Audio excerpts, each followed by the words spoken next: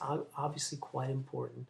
Jurors will self-disclose. If you self-disclose and if you allow them to really tell you what they want and what they mean in a particular case. Let me look at my notes one more time in here to find out any other core questions in your thing. Oh, we always look at should haves. And one of the things that you find in employment cases and even in a homeowner's case like this is, people have a lot of obviously experiences. So it's what should they have done.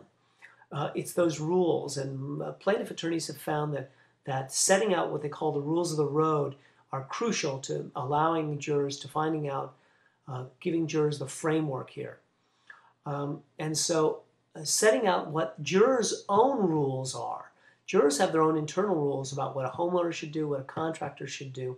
You can even ask them that. What do you think a contractor should do when they first inspect a house before they're about to put on a roof? What do you think they should do? Those shoulds translate into what they think are the legal and the industry standards that a contractor will have, and that's very important.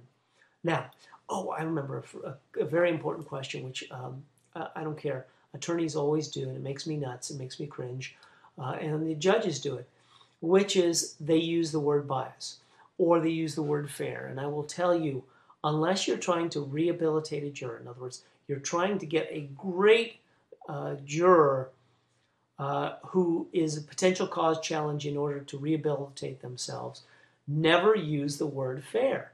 Never use the word impartial. Never use the word bias. Once those words are uttered, the juror shuts down because, of course, everybody considers themselves fair, they consider themselves impartial, and they do not consider themselves biased. So don't use those words. Talk about leaning.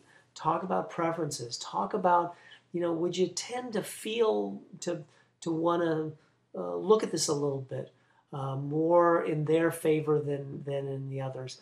Would you be leaning slightly in that direction? Those types of things get you closer.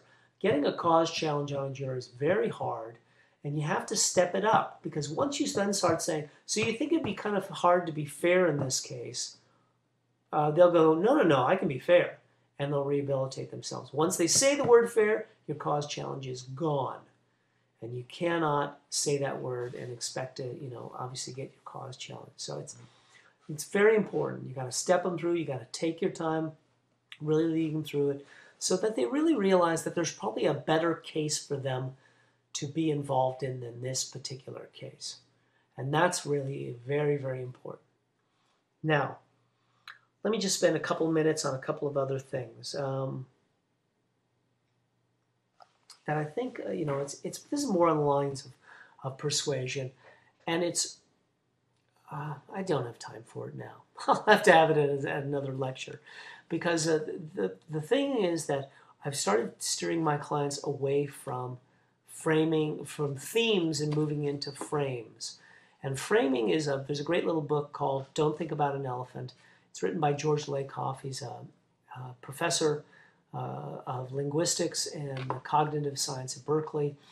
And he spent a lot of time advising the Obama campaign and in past progressive campaigns on how the Republicans in many, many years have used framing as a way of framing the issues in a case.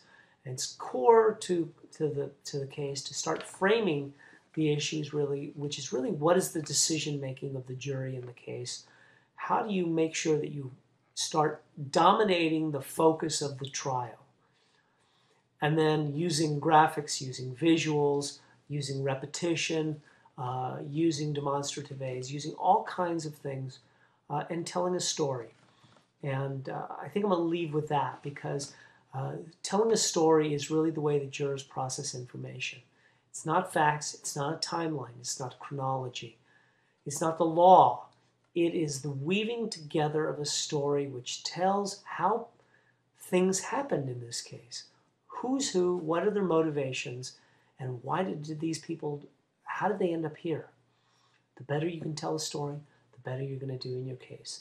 The better you understand your jurors, the better jury panel you're going to have. With that, I leave you. I thank you. I wish you all luck, and thanks, Ted, for this opportunity.